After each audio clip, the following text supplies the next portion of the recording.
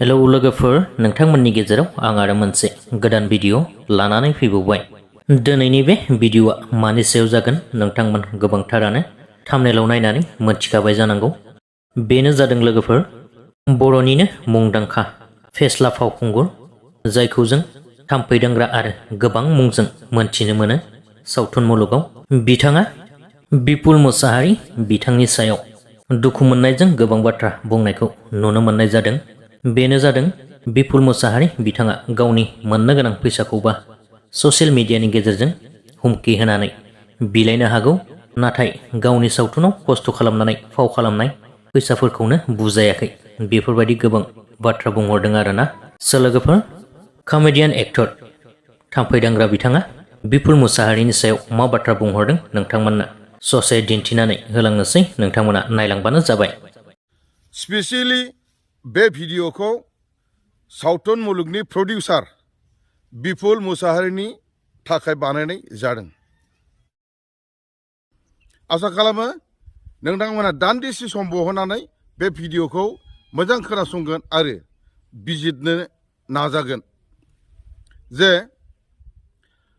दाख्लैसो बिपुल मुसाहारिया इउटुबार प्रकाश फंबायनो माखासे फैसा हरदोंमोन, नाथाय बेखौ थाब मोनफिनाखै।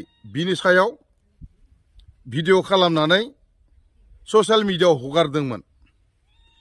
दा बेखौ भिडिअ खालामनानै ससियेल मिडियायाव हगारनायनि उनाव इउटुबार प्रकाश फंबायनिफ्राय जेसेबांनाखि फैसा मोनफिननांगौ, बे फैसाखौ बिपुल मुसाहारिया मोनफिनजोब्बाय होननानै मिडियानि हेफाजाबजों फोसावदों। बेयो जोबोद गोजोनथाव बाथ्रा, बाख्नायथाव बाथ्रा। आरो फैसाखौ हरफिननायनि थाखाय बिपुलाबो इउटुबार प्रकाशखौ साबायखर होदों। थिगैनो दं, मोजां मोनदों आङो। दा मा लेनदेनाव फैसा लायामोन, बेसे गोबाव जायामोन, आं बेखौ सोंनो थाङा, मिथिनो लुबैया। नाथाय बिपुल मुसाहारि आरो प्रकाश इउटुबार बिथांमोननि माखासे लेनदेन जोबनानै थांबाय।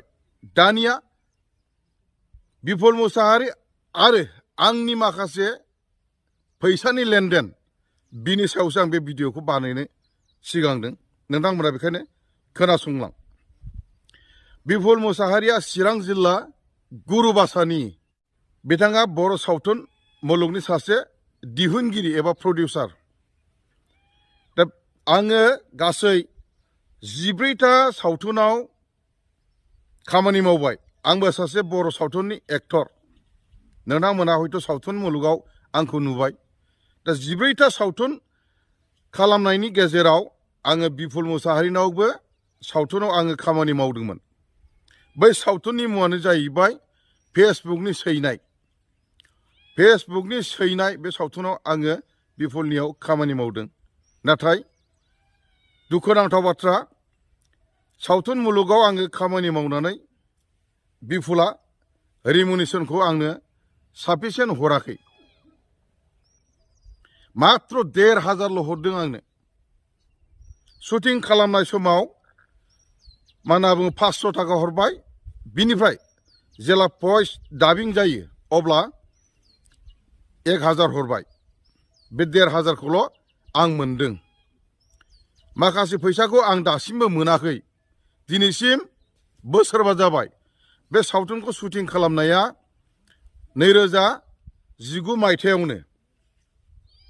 2019 मायथाइयाव शुटिं खालामदों, ओमफ्राय दिनैसिम बोसोरबा जाबाय।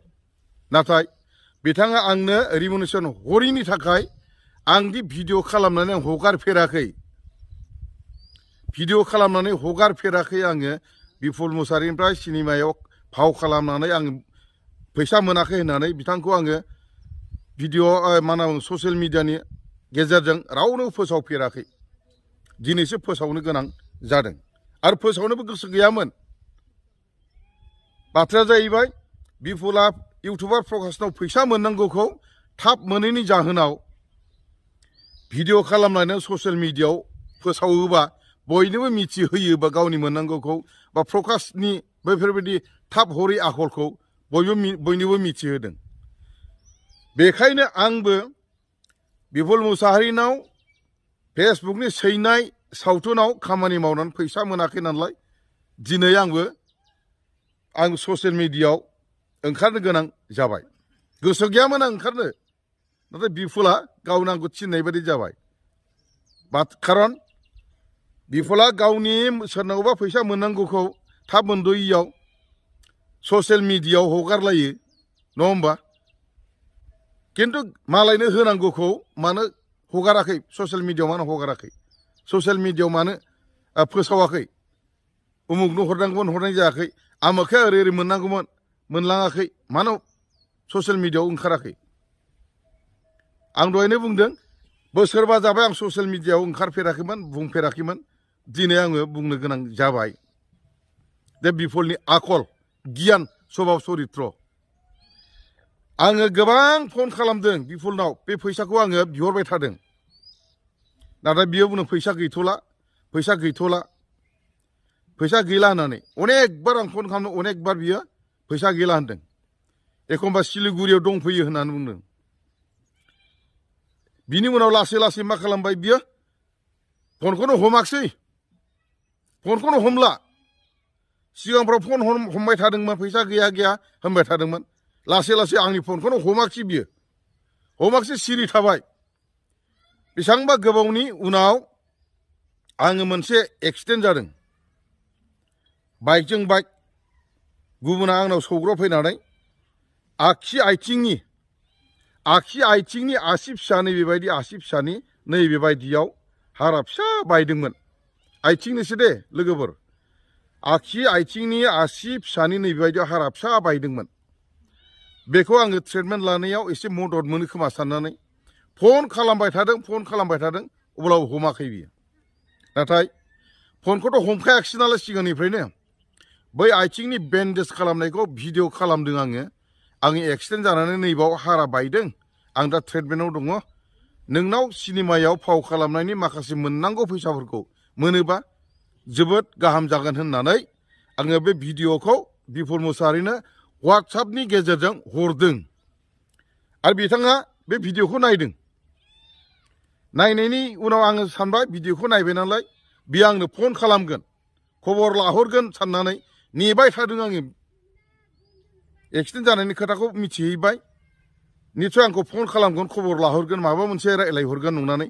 आं आसा खालामनानै थाबाय थादोंमोन सानबासिम आसा खालामनानै थाबाय थादोंमोन नाथाय बिथांनि फन फैयाखै बिथांखौ आसा खालामनानै थानानै फन फैयाखिसै नालाय अखानायै 6 दिनाव आङो बिथांखौ फन खालामबाय थादों अब्लाबो हमाखै साननै आं फन खालामबावदों अब्लाबो बिथाङा हमाखैबो हरफिनाखैबो फनबो हमाखै हरफिनाखैबो फैसानि जेबो खबर गैया बेबायदि बिपुल मुसाहारिनि आखल आरो गियान बेबहार नोंथांमोना बयबो आंनि नैबे चेनेलनि गेजेरजों मिथिनानै ला गावनि मोननांगौखौ ससियेल मिडियायाव हगारलायनानै भिडिअ खालामलायनानै बुङो मालायनिखौ मानो सिदा खालामहराखै होनांगौखौ आं खावलायगोन आर्टिस्टफोरखौ बिदि नेग्लेक्ट खालामनो नाङा आर्टिस्टफोरखौ रेसपेक्ट होनांगौ बिपुल मुसाहारि आं गुबुनखौ रायखाङा बिपुल मुसाहारिनि थाखाय स्पेसियेलि नैबे भिडिअखौ आङो बानायदों आर्टिस्टफोरखौ रेसपेक्ट होनो रोंनांगौ आर्टिस्ट नङाबा नोंनि सिनेमाया सोरजों जागोन सोरजोंनो सिनेमा बानायगोन नंगौना नङा रायजोफोर दा बिथाङा आर्टिस्टखौ रेसपेक्ट होनो रोङाखै आंखौबो रेसपेक्ट होनो रोङाखै अदेबानि रायजोफोरनि गेजेराव आङो नैबे खोथाखौ स्पष्ट बुंनानै दोनखागोन एथ' नांगौ एथ' होनांगौ आङो डिमान्ड खालामफेराखै आरो रायज्लायनायबो जायाखै बुरजा फरानि गेजेराव सिनेमा गादों अब्लाबो 1,500नि आर्टिस्ट आं बायदिखौ बोरै मोनफेरो आंथ' 1,500नि आर्टिस्ट नङा स्पष्ट आं बुंखायो आङो गोजाम आर्टिस्ट आङो 1,500नि आं आर्टिस्ट नङा 1,500जों आंखौ बोरै मोनो आरो बिथाङा होआबो होनाखै होयोबो होनाखै फैसा गैया होनबाय उनाव फनखौनो हमाखै खमसे खमथ' एसे नायज' फैसा हरनांगौ खाथिनि जायो थांलाय फैलाय थाव खरसा जायो सिनेमा गानायाव शुटिं खालामनायाव खस्थ' दङ खारनांगौबा खारबाय थानांगौ जायो जायागौमानि थाबायनांगौबा जायागौमानि थाबायबाय थानांगौ जायो गाबनाय दंबा जायागौमानि गाबबाय थानांगौ जायो मिनिनाय दंबा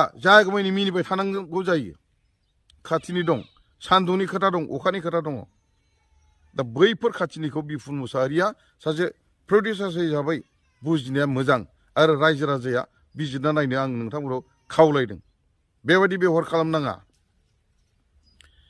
दिनै बे बिपुल मुसाहारिया चिरां जिल्ला गुरुबासानि VCDCनि चेयारमेन बेखौ आङो खोनादों जेला चेयारमेन रानदों बै समाव आङो साब्रै लोगो गुरुबासानि लोगोनिफ्राय आं खोनादों मा होनना बुङो फसायाखै बिथांखौ चेयारमेन होनो बादोंमोन आंबो बुंनो होनो बादोंमोन मानोथो होआ बै लोगो साब्रैया बुंबाय नांलायलायदों रागा जोंलायबाय गावनो नांथारगौनो इलेक्सनाव 5 लाख गारदों होननानै बुंदों बेखायनो गावहा डिमान्ड खालामदों चेयारमेन नांगौ होननानै बेखायनो होबाय होननानै बुंदों थिग आसे आंहा बुंनांगौ खोथा गैया इलेक्सनाव 5 लाख गारदों ना 10 लाख गारदों आंहा बेयाव जेबो गाज्रि मोननाय गैया चेयारमेन बिदों मोनदों मोजांल' मावनांगौ आंहा बेवहाय गाज्रि मोननायबो गैया एकमात्र आङो बुंनाया जाहैबाय नैबेखौल' बुंगोन काउन्सिल इलेक्सनाव नोङो चेयारमेन आसा खालामनानै 5 लाख गारनो हादोंब्ला चेयारमेन आसा खालामनानै काउन्सिल इलेक्सनाव नों 5 लाख गारनो हादोंबा नोंनाव आङो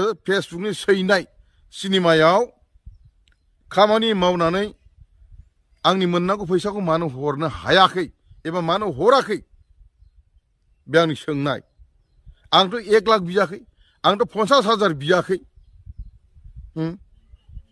मानो बेखिनिखौ हराखै बे आंनि सोंनाय रायजो राजाफोरखौ बिजिरनो बुजिनो आङो खावलायदों आर्टिस्टफोरखौ सनमान होनो रोंनांगौ बिपुल मुसाहारि नों बिदि खालामनो नाङा बिनिफ्राय आं खावलायगोन बिसानि गासिबो दैदेनगिरि बिथांमोनखौ आङो रेसपेक्ट होयो आं बेखायनो खावलायगोन आर्टिस्टफोरखौ जाहाथे प्रडिउसारफ्रा बेबायदि निग्लेक्ट खालामा अन्नाय खालामा जाहाथे बिसाया बेखौ मा होनना बुङो जाय माने प्रडिउसारफोर बिथांमोनजों रायज्लायनानै रेजलिउसन पास खालामनाया मोजां मा होनना बुङो आर्टिस्टफोरजों रायज्लायखानानै माने सिनेमायाव खामानि मावनो थिननाया मोजां जाहाथे उनावहाय गाज्रि मोनलायनाय जाया आरो आर्टिस्टफोरखौ जाहाथे रेसपेक्ट होबाय थायो बेखौ आङो बिसाखौ मा होनना बुङो जयै रायज्लायनानै आर्टिस्टफोरखौ रेसपेक्ट माबोरै होनाय जायो बा माबोरै होनांगौ बेखौ बयखौबो प्रडिउसारफोरनो मिथिहोनो थाखाय आङो चेनेलनि गेजेरजों आङो बयखौबो खावलायहरदों दा बिदिब्ला आं गोलाव बुंला दिनै स्पेसियेलि नैबे भिडिअखौ बिपुल मुसाहारि बड' सिनेमानि माने प्रडिउसार बिथांनि थाखाय खालामनानै बयनोबो मिथिहोबाय बिपुलाबो बेखौ मिथिथों खोनाथों आरो बै इउटुबार प्रकाश फंबायाबो आंनि नैबे भिडिअखौ मोजां खोनासंनानै लायोब्ला बिपुलनि सोमोन्दै मिथिगोन दा गोबाव खालामला बेखिनियाव फोजोबबाय गोजोन्थों।